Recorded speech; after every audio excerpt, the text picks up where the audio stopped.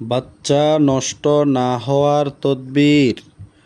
কোনো নারী গর্ভবতী হলে নিম্নের আয়াত ফজর ও এশার নামাজের পরে 3 বার করে পাঠ করবে।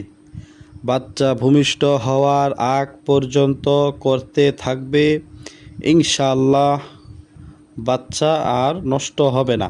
আয়াতটি এই: তুলিজুল লাইলা ফিন নাহারি ও তুলিজুন নাহার ফিল লাইলি ও তুখরিজুল হাইয়া মিনাল মাইয়িতি ও তুখরিজুল মাইয়িতা মিনাল হাইয়ি ওয়া তারযুকু মান তাশাউ বিগৈরি হিসাবিন।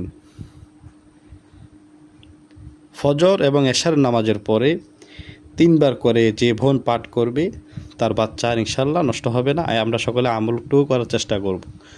আর সময় তো ভাইয়েরা, আমাদের এই পেজটি ফলো করে রাখবেন এবং আমাদের ইউটিউব চ্যানেলটি সাবস্ক্রাইব করে রাখবেন। ইনশাল্লাহ আমাদের সাথে থাকবেন আশা করি। আসসালামু আলাইকুম ওয়া রাহমাতুল্লাহি ওয়া বারাকাতুহু।